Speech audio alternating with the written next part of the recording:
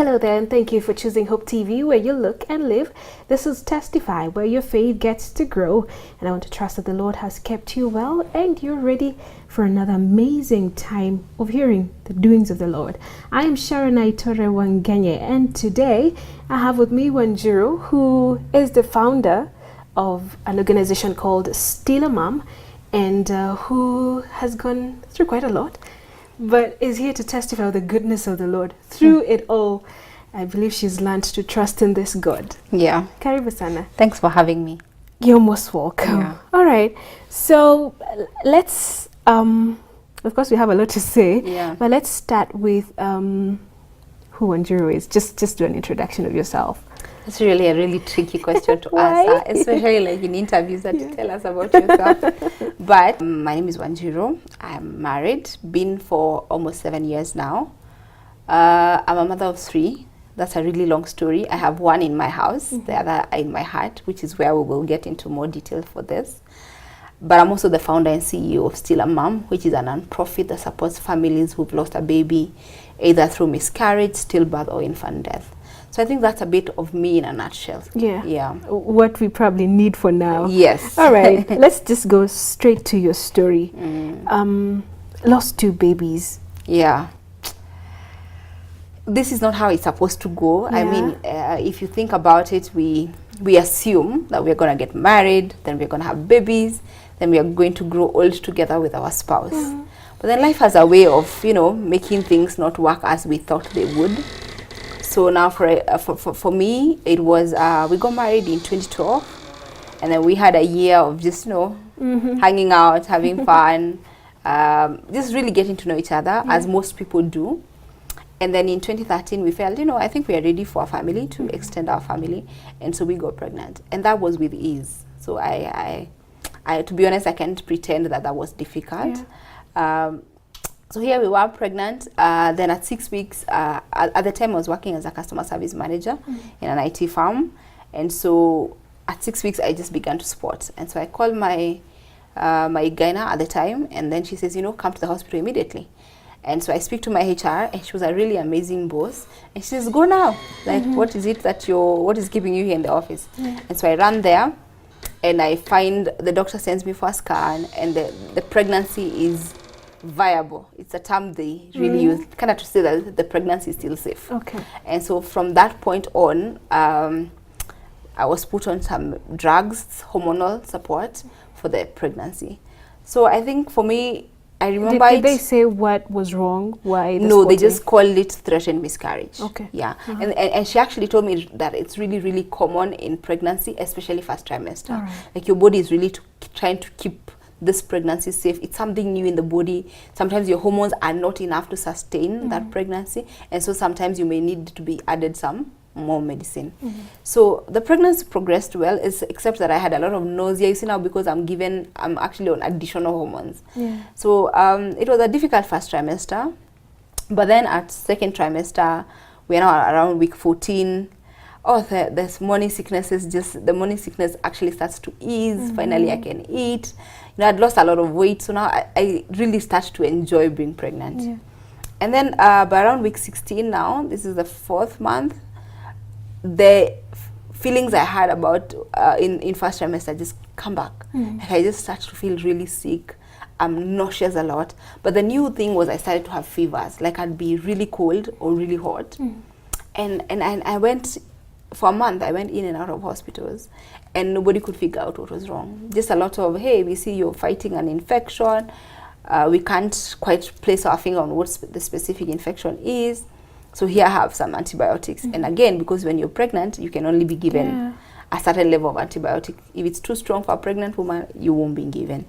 So we did a lot of back and forth, a lot of blood work, a lot of, tests for a month. And then I remember in November of 2013, it should have been like 2nd. It was a Saturday. We actually spent the day where we were at our alma mater in Chequat, speaking to young people, talking about marriage, talking about relationships and stuff like that. And I remember going to the car and putting on the heat because I was really cold. And this is Georgia. Like it's really, really hot. But I was so cold and I had to go look for someone to sit and put on the heat. And so that night, for the first time, it's very odd that God allowed for it to be like that. But for the first time, my husband and I actually slept late talking about the baby. Talking, that realization, oh yeah, we are pregnant. Like, we knew, of course, but, that's what are we going to do? What choices do we have with them? What are our hopes and dreams for this person? And we'd gone for a scan about a day or two before. This now we are already at week 20 heading to week 21. Wow. So we already, we done a scan and it had shown it's a girl. So we were kind of excited. Yeah. And so we go to bed, and then at 2 a.m. and then I just wake up and I'm in a lot of pain. And then because I'm a new mom, at this point I've never felt what labor feels like. I would only have described it to you as cramps, like very painful period cramps. And I remember my husband saying, get up and dress. We're going to the hospital. And I did, without question. And driving down to Nairobi Hospital, speaking to a guy now on the phone, and she said, you guys go to the emergency center, the emergency area, I'll have somebody waiting for you. And, I have a couple of tests we need to run, but I'm also bringing on board a physician, just a general doctor, because all gynae issues are fine, as per me. I honestly don't know what's ailing you. I feel we need a physician, a general physician for this. And she said, I'll look for somebody. And I remember her asking her, so who is your insurance cover? Let's see. And we read the list of who was there. She said, I'll know who to pick from this list. And so my husband, I think, is crossed every single red light until we got to Nairobi Hospital. It around a few minutes to 3 a.m. And at this point, labor had properly kicked in, So I was put on some drugs to stop the labor, to also calm down the pain. Long story short, noon of that, the baby came. Yeah, my water just broke. And we didn't even make it to the labor ward. We delivered right there on my hospital bed. And at the time, it felt like all this was happening to somebody else, and I was watching from afar, It was a very traumatic experience. I was feeling very numb. And actually, at the time, I actually remember consoling my sister who was crying. Up until that time, I had not even cried. I was just numb. Wow. It just felt like, I don't think the reality had really settled in. It hadn't.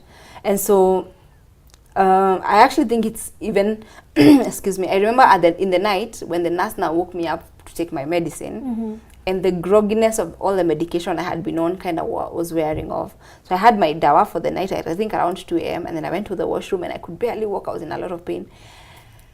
But just that realization of I was pregnant yesterday and I'm not today. And I remember asking God, so why would you let me live after an experience like that? Why would you take my daughter and then let me live? The baby came, but she was not. She was stillborn by the time she was born. Yeah. First of all, she was too young. And then later when the physician did come and ask us a lot of questions and he went and did his test, he's actually the one who found out I had an infection called listeria. It's a blood infection. So that's why I was feeling headache, stomach, my entire body seemed to ache. Yeah. And so listeria is actually, when we did that kind of research with my husband later, it felt like, really? This is what happened to us? Listeria is actually a food-induced infection, so to speak. Yeah. So if now, for example, I was not pregnant, it would have just caused food poisoning. It could be something just funny you ate. But then because when you're pregnant, your immune system is really low. So listeria comes from a lot of not very well cooked meat, your brawn, all that, or milk, milk sources that may not be very well pasteurized or something like that. So but I remember being discharged from hospital, and the moment we drove out, there was traffic. And I think... After how long was this? I was in hospital for about 3 days, because even after the baby passed on, they were now trying to save my life, make sure, liver is fine, all that. And so at this point now, they were able to give me really strong antibiotics, because the baby is no longer here. So that's how I started to feel better. They also did a post-mortem on my daughter. It was at the time it was still diagnostics, because at that time they still didn't know exactly what was the problem. The report came probably 2 days later. And so even the post-mortem report came when we had already gone home. And I remember it was this one-page document that was just full of so many bad news, So the infection had infected her lungs, her kidney. Like, it was a really chronic infection. Like, it had sat in my body for quite a long time. And yeah, so I think at the time I was not feeling relieved to have walked away from the situation, to be honest. I was feeling like I should have not made it. Like, I don't think I would handle all this. Like, you should have gone with your daughter. Yes. Like and it was actually a huge fight with the Lord about it. Yeah. And yeah, so that's actually how we lost our first baby. It was, there's no way for me to, if I described it in further detail, it would really feel extremely traumatic. Yeah. It was a heavy experience. What about your husband? How was he taking this? How was he handling it? You know, men tend to, like, they're such solution givers. So at the time, he was more of, you know, babe, we need to, like, the admission procedures. She has a bed. You know, the doctor has said, ask the nurse this, ask the... And so when the baby came, we were allowed to see her, and we did. What options do we have in terms of burial? At the time, we didn't think we would process a proper burial, and it's one of the things I regret later on. But like, he, you know, he was there, we'd brainstorm, like, given the information we have, what do you feel? Do we want to go this way, or do we want to go this way?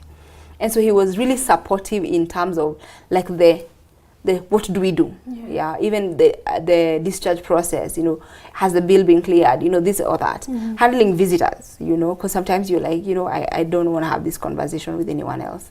So just being the PR person to say, you know, no, she is not able to take visitors. So he was extremely supportive, but I know for a fact that he was grieving as well. He was devastated. And so when I remember after we were discharged, we took some time, we took a week off, and we left Nairobi and went to visit a sister of mine who lives in Nakuru. And I think just to avoid we were not ready for the influx of visitors that were going to come home. Yeah. And hosting and having to retell the story. So yeah, so that's how it happened. But now while we were there, we were really able to process the feelings together. Okay. Yeah. And were you able to fix and mend everything with God, or how did you? Oh no, that took a while. Yeah. I think faith is a very personal thing. So for me, I remember, like, I just was unable to go to church. Like, you know, I couldn't reconcile that he is able. Like, it's not that his capability was in question. If he really is able, then he looked at it, he allowed it, like, he let it happen. It is not because he had no power to prevent it. So I was like, my struggle at the moment, and I know this sounds cliche, and everybody who has gone through a hard time in their life has probably asked this question: how can a good God, a capable God, allow for bad things to happen? Bad things to happen, and not just that bad things to happen for good, to be good people. None of us is good, but just the fact that he's good God, he's capable of stopping it, but he lets it. And yeah, I remember someone even at the time telling me, you know, about all things work together for good. At the time, that's not the scripture I wanted to hear. Yeah. In my heart, though, I knew. But now was not the time for that conversation. So yeah, I did struggle with my faith. And I remember, because we lost our second baby about 3 months after. We had a miscarriage. Again, we had actually now whatever they had called threatened miscarriage in my first trimester. Except this time, by the time we made it to hospital, the pregnancy was no longer viable. The miscarriage was already happening. And I remember after my first loss, it took me about 3 months to walk into a church. I had a lot of battles with the Lord. I had a lot of questions. But also I had good friends who revealed a lot of things about me. And also gave, like, suggestions. Don't you think this is what God is doing in your life? You know, things like that were really helpful later on. That really allowed me to come back to the Lord slowly, but like in a deeper manner. Yeah. Was it the same for your husband in terms of faith? Oh wow, his was a bit more difficult, because I remember us having this conversation. It really made me realize that their grief is different. They grieve the loss of a baby and the almost loss of life of their wife. Oh yeah. Yeah. So theirs is a lot heavier. Wow. Yeah, theirs is a lot heavier than we tend to imagine. And then the fact that they have been taught by society that they don't talk to each other, men don't talk to each other, they, you know, just give each other a high five or nudge on the shoulder, and they seem to be fine. And society has constantly told them that men don't cry. And so for them to process all this anger that is inside them, most is directed to God. Yeah, most of it is directed to God. Like, how could you let this happen to my wife? And so yeah, that journey is, to be honest, still ongoing in both our lives. Like we will never come back to where we were faith-wise. You either get better or you stay angry at God. Like you need to fix it at some point. Yeah. But I know for a fact that if we allow for hardship or trauma or something really difficult to shape us, the end game should be a stronger faith. Because I remember somebody actually our best couple at the time, she asked me, when you read about the scripture about the man who built on the rock and the man who built on the sand, and who do you think you are? Wow. Which of the two are you? And I had a really serious, in-depth look at my life, like the honest kind. Yeah. And I concluded I was a man who built on the sand. Because I asked myself, I have been born again for this long. I have preached this gospel. I have been to missions. This time my husband and I met in a mission. Like on our way to a mission in campus. Like we have preached this gospel. Like I think I have contended for the faith, But I asked myself, if this happened to me and I'm ready to forsake the Lord, what does that say about all the things I believed? Wow. Yeah. Like what does it say? Yeah. And I had to really be honest, like, you know what, I need to really be rebuild. And again, the scripture of the man who started to build, halfway the money ended. Like the cost of discipleship. And I think for our generation, no offense, but prosperity has been thrown around a lot. So we have been taught about Jesus who can do X, Y, Z for us. Yeah.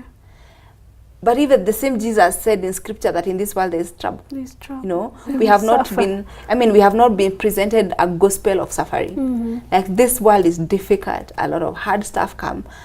Can we pay the cost of discipleship? Like of leaving what we have and following Christ, and the stuff that we will have to face for that to happen.